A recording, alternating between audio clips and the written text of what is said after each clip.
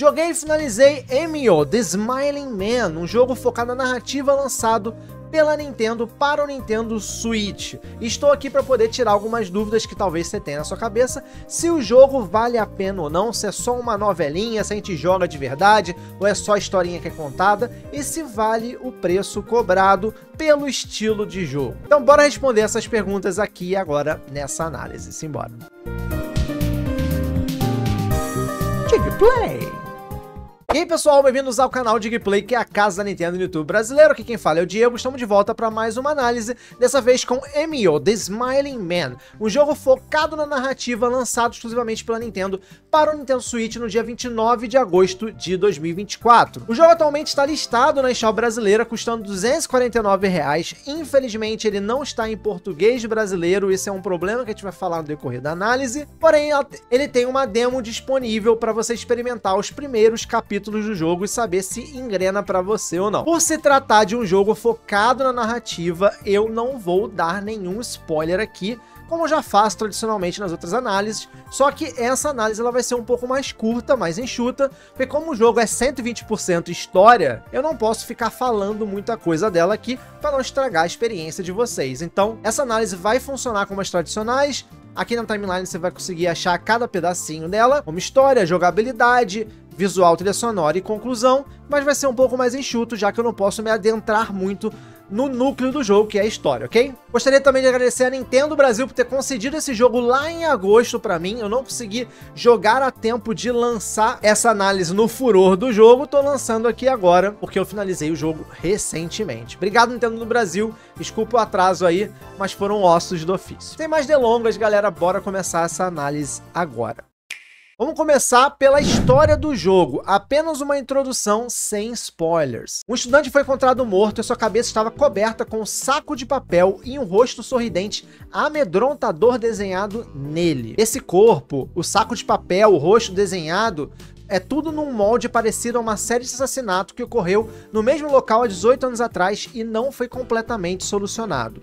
Após a história vir à tona popularmente, começaram a ligar o assassinato à lenda urbana Emio, The Smiling Man, sobre um assassino em série que dizia conceder às suas vítimas sorrisos que durariam para a vida inteira. A polícia local aciona uma agência de investigação chamada Itsugi para poder auxiliar nesse caso. E aí, dessa forma, a trama começa, com a agência Itsugi e a polícia investigando o que aconteceu com esse jovem estudante que apareceu morto nessa situação peculiar. Agora eu quero falar como é a jogabilidade do jogo. Por se tratar de um jogo de narrativa, como é que ele funciona? Vamos lá. Primeiro, uma pequena introdução. Como eu falei, a polícia contratou uma agência de investigação, Itsugi, e essa agência tem 3 personagens principais dentro dela. O primeiro é o Shunsuke Itsugi, que é o diretor da agência e veterano em investigação particular, que participou da investigação daquele série de assassinato de 18 anos atrás. A Yumi Tachibana, um assistente detetive com altas habilidades de interrogar, que se torna jogável com alguns momentos da trama, e o assistente detetive protagonista principal, que no caso seria você, na qual você vai definir o nome dele e jogar na sua pele. E aí no papel do personagem, do assistente detetive principal ou da Ayumi, você vai visitar locais como a escola, o local onde o corpo foi encontrado, alguns bairros da cidade, a delegacia da polícia e tantos outros locais, interagir com pessoas, com personagens ali, que são chaves principais ou não da trama.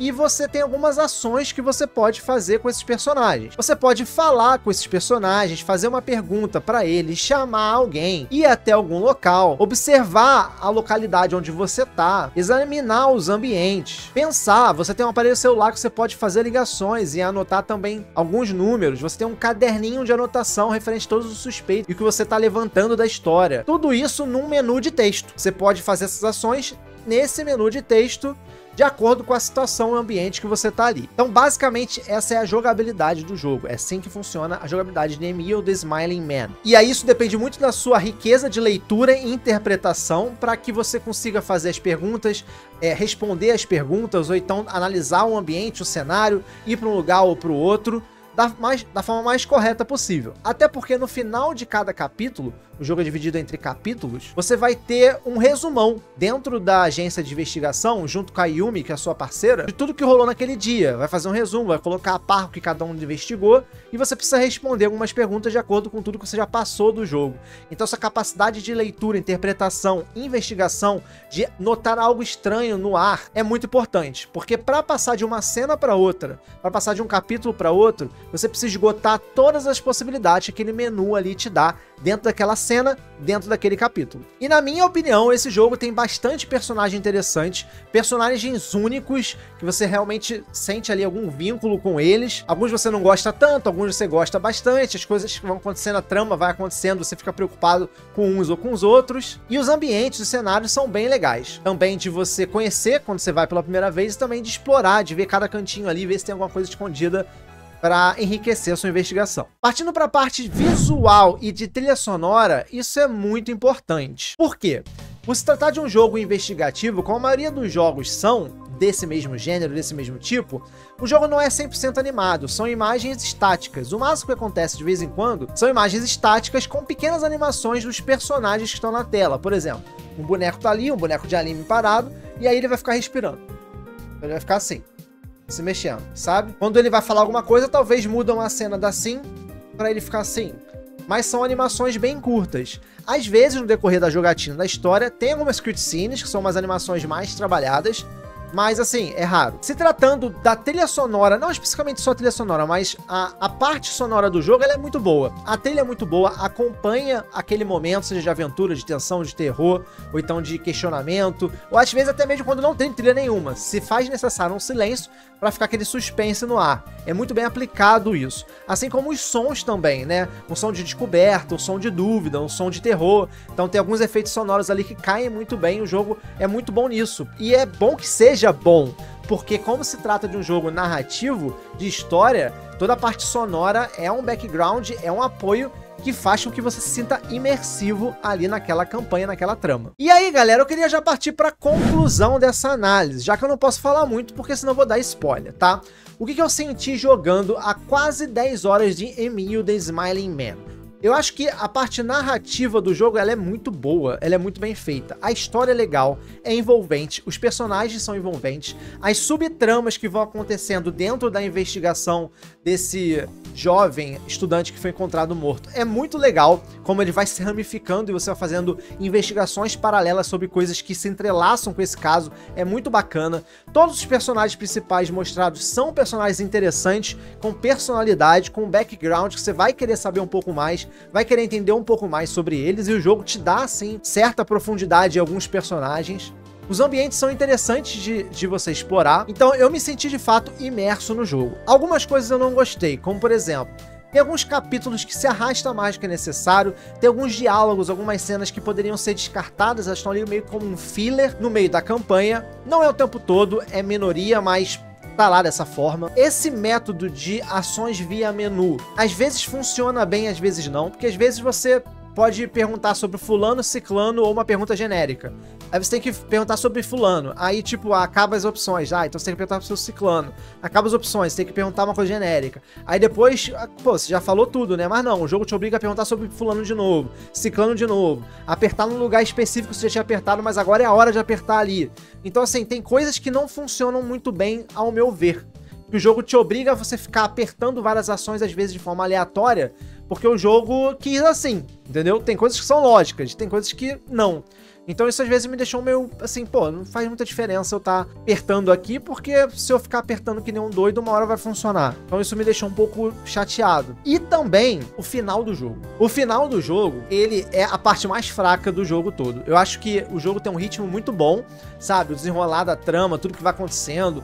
Como eu falei, as ramificações e tal, mas chega no final, quando você descobre o mistério, né, do que aconteceu com esse jovem que foi encontrado morto lá, como é que ele, por que ele tava daquele jeito, quem foi o responsável, sabe? A finalização da trama, eu achei que não foi tão boa, não foi tão interessante, ela não acabou de forma muito interessante. O jogo todo é muito mais interessante do que como ele termina. É engraçado isso, né? Mas o mais engraçado ainda é que quando você zera a campanha, ele tem uma pós-game. ele vai contar mais algumas coisas, você vai jogar mais um pouquinho. E esse pós-game, ele é infinitamente superior ao final do jogo. É mais ou menos mais 1 hora, basicamente, de jogo. E ali nessa 1 hora tem muita cutscene, aí tudo que não tinha de cutscene naquele jogo tem, né, nessa parte final. E a trama, assim, você ficar sabendo de coisas, a trama desenrola de uma forma muito maneira. Muito maneira. Então, assim, o pós-jogo e o jogo é melhor do que o final do jogo, pelo menos na minha percepção. E aí, pra fechar essa conclusão, vamos falar da falta de português brasileiro, né, galera? Porque esse aqui é um jogo que depende 100% de você ler, entender, interpretar, questionar, né, investigar. E, cara, quem não sabe inglês fica a ver navios, né? Eu sei inglês, mas o meu inglês não é super, hiper top, então algumas palavras ou outras eu tive que ver no dicionário. Eu acho, pra mim, até bom, porque eu vou aprendendo novas palavras. Só que eu sei que tem muita gente que não sabe inglês, não tem conhecimento com a língua, e aí acontece, perde a oportunidade de jogar um jogo desse tipo, né? Então, é muito ruim esse tipo de jogo ser lançado de forma oficial no Brasil. Acho que sim, tem que ser lançado, mesmo sem português, mas afasta a maioria dos possíveis jogadores, já que não tá na língua mãe daquele pessoal ali que tá jogando, né? E pra gravar tudo, o jogo custa R$249, que eu acho um preço um pouco elevado para o tipo de jogo que é apresentado. O jogo é muito bom, me diverti, me senti imerso. Eu não gosto de jogo de tipo de narrativa, tá? Eu dei a oportunidade e achei que não perdi tempo, achei que foi um jogo interessante. Jogaria? Talvez não, se eu não tivesse recebido a chave ou se eu não tivesse nessa campanha de jogar todos os jogos da Nintendo e trazer o review pra vocês. Mas agora eu já me sinto apto a jogar algum outro jogo no estilo que me chama a atenção. Até mesmo talvez da Nintendo ou não, né? Então eu acho que foi uma oportunidade que eu tive de ser introduzido a esse tipo de jogo, mas não acho que ele valha esse valor de R$249. Esses jogos menores, esses jogos num escopo menor, e a gente não vou entrar aqui no mérito de quanto que ele custou ou não, mas claramente esse jogo, esse preço poderia ter sido reduzido para dar acessibilidade às pessoas a terem curiosidade de comprarem, jogar, né, e gostar, e talvez comprar no futuro outros jogos do estilo. Então não ter português e um preço elevado afasta a maioria do público brasileiro. Essa é uma realidade, infelizmente. Com tudo isso dito, galera, com os pontos positivos e negativos que eu trouxe aqui no formato de conclusão, a nota do canal Digplay para Emil The Smiling Man é 70. Acho que cabe muito bem essa nota com tudo que eu descrevi aqui para vocês, beleza? Então é isso, galera. Essa foi minha análise de Emil The Smiling Man. Espero que vocês tenham curtido. Dá aquele like, maneiro, se inscreve no canal se não é inscrito. Me segue nas outras redes sociais, @canal Digplay no Twitter, Instagram, Threads e @canaldigplay.com no Blue Sky. Se quiser comprar Emil The Smiling Man, a melhor forma é na nuvem, porque lá você pode parcelar até 4 vezes sem juros, pagar no PicPay, boleto expresso, PayPal, ainda ganha cashback para sua próxima compra. Se quiser comprar jogos mais baratos, mídia física, consoles de Nintendo, etc., canal do WhatsApp, Telegram, Diga Ofertas, o link está na descrição. Notícias escritas, www.canaldigplay.com ou www.digplaynews.com. Vou ficando por aqui, até o próximo vídeo. Valeu, fui!